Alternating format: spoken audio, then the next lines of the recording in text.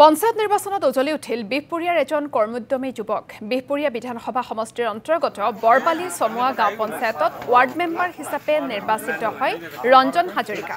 শিক্ষিত যুৱকজন কৃষি কৰ্মৰে স্বাৱলম্বী। যোৱাবাৰ নিৰ্বাচনতো জয়যুক্ত হৈছিল যুৱকজন। পঞ্চায়তৰ সকলো আঁচনি ৰাইজৰ মাজলৈ লৈ গৈছিল যুৱকজনে। ৰাইজৰ দাবীত পুনৰ পঞ্চায়তত প্ৰতিদ্বন্দ্বিতা আগবঢ়ায় এই যুৱকজনে। আন বহু পঞ্চায়ত প্ৰতিনিধিৰ আদৰ্শ হ'ব পাৰে এই যুৱকজন। আৰু এই যুৱকজন সন্দৰ্ভত আমাক সবিশেষ জনাব জগত বৰাই। বিহপুৰীয়া জিলা পৰিষদ সমষ্টিৰ অন্তৰ্গত বৰবালি গাঁও পঞ্চায়তৰ ৱাৰ্ড সদস্য নিৰ্দলীয়ভাৱে নিৰ্বাচনত অৱতীৰ্ণ হৈ বিজয়ী হোৱা এগৰাকী ৱাৰ্ড সদস্যই সকলোৰে দৃষ্টি কাঢ়িবলৈ সক্ষম হৈছে। মই উপস্থিত আছোঁ বিহপুৰীয়াৰ বৰবালিত, আৰু বৰবালিৰ যিগৰাকী প্ৰাৰ্থী ৰঞ্জন হাজৰিকা, তেওঁ বিগত পঞ্চায়ততো তেওঁ নিৰ্দলীয়ভাৱে নিৰ্বাচনত অৱতীৰ্ণ হৈ বিজয়ী হৈছিল, আৰু এইবাৰো তেওঁ নিৰ্দলীয়ভাৱে নিৰ্বাচনত অৱতীৰ্ণ হৈ বিজয়ী হৈছিল।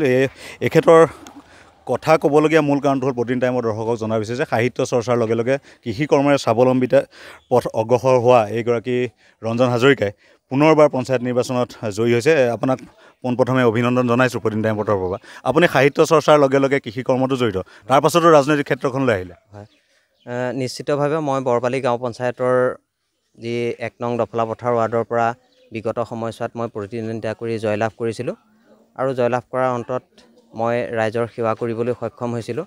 আৰু সেই ৰাইজৰ আশীষ আৰু মৰম পাই পেলাই পুনৰবাৰ ৰাইজৰ অনুৰোধ মৰ্মে মই এইবাৰ আকৌ প্ৰতিদ্বন্দ্বিতা আগবঢ়াইছোঁ, আৰু সেই প্ৰতিদ্বন্দ্বিতাত বিপুল সংখ্যক ভোটত ৰাইজে মোক জয়যুক্ত কৰিছে। আৰু আশা ৰাখিছোঁ ৰাইজে যি আস্থা আৰু বিশ্বাস লৈ পেলাই মোক এই আগবঢ়াই দিছে আসনখনলৈ, এই আসনখনৰ মই মৰ্যাদা আৰু সকলো ৰাইজকে সহায় সহযোগিতাৰে যাতে আগবঢ়াই দিব পাৰোঁ, সকলোকে যাতে সমদৃষ্টিৰে চাই একেবাৰে দৰিদ্ৰ যিসকল আমাৰ অন্তদয়া ব্যক্তিসকলক যাতে মই সমাজৰ বিভিন্ন ধৰণৰ আঁচনিৰ সৈতে যুক্ত কৰিব পাৰোঁ, বা নিজাববীয়াকৈ কিছু মই ইনিচিয়েটিভ লৈ তেওঁলোকক যাতে সমাজৰ মূল খুঁটিৰ লগত সংযোগ কৰাব পাৰোঁ, তেওঁলোকক অকণমান হ'লেও সহযোগিতা কৰিব পাৰোঁ, সেই আশা মনত ৰাখি, সেই সপোন মনত ৰাখি ৰাইজৰ সেৱা কৰিম বুলি আগবাঢ়ি আহিছোঁ। অসম সাহিত্য সভাৰ নাৰায়ণপুৰ অধিৱেশনত আপোনাৰ এটা কবিতা ভাইৰেল হৈছিল। হয়, নিশ্চিতভাৱে। আচলতে অসম সাহিত্য সভাক সমালোচনা কৰা তেনেকুৱা ধৃষ্টতা মোৰ নাই। তথাপিও যোৱা সময়ছোৱাত আমাৰ এই আপোন স্থান নাৰায়ণপুৰত যেতিয়া অসম সাহিত্য সভাৰ অধিৱেশন হৈছিল, তাত মই সমালোচনাত্মক নহয়, আচলতে মোৰ মনৰ ভাৱ প্ৰকাশ কৰি পেলাই এটি কবিতা ৰচনা কৰিছিলোঁ, আৰু সেই কবিতাটো বিভিন্ন সামাজিক মাধ্যম নিউজ চেনেলৰ জৰিয়তে যথেষ্ট বহুল প্ৰচাৰ লাভ কৰিছিলে। আৰু ঠিক তেনেকুৱাকৈ মই কবি বা সাহিত্যিক নহয়, কিন্তু কেতিয়াবা দুই এক মনৰ ভাৱ প্ৰকাশ কৰি সামাজিক মাধ্যমত লিখি ভাল পাওঁ। কবিতাটো অকণমান যদি মনত আছে। হয়, সাহিত্য সভালৈ গ'লোঁ, বাইকখন থলোঁ, মূল গেটৰ সন্মুখত চেলফি এখন ল'লোঁ। সোঁফালে দেখিলোঁ নামঘৰৰ দৰে, ভিতৰত ভাৱৰীয়াই বচন মাতি আছে, বাহিৰত অকণমান কাটি দিব পাহৰিছে তেওঁ, তথাপিও আপুনি কৃষি কৰ্মৰ লগতো জড়িত। হয়, নিশ্চিতভাৱে। মই কৃষি কৰ্ম কৰি সৰুৰ পৰাই যিহেতুকে দেউতা নাছিলে, গতিকে মই সেইখিনি কৰ্ম মাৰ সৈতে কৰি পেলাই মই আগবঢ়াই নিছিলোঁ।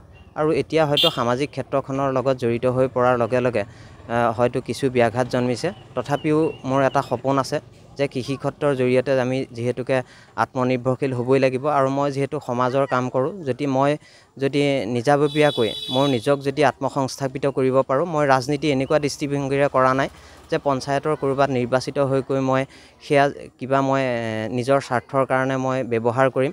আৰু কেতিয়াও ৰাজনীতি আত্মসংস্থাপন হ'বই নোৱাৰে, পেছাগত বৃত্তি কেতিয়াও ৰাজনীতি হ'ব নোৱাৰে। গতিকে তেনে দৃষ্টিভংগীৰ পৰা আঁতৰত ৰাখি, সেই মন মানসিকতা আঁতৰত ৰাখি পেলাই মই কৃষি কৰ্মৰ লগত জড়িত হৈছোঁ, যাতে মোৰ লগতে আন 10জনকো মই মোৰ আদৰ্শখিনি দেখুৱাব পাৰোঁ।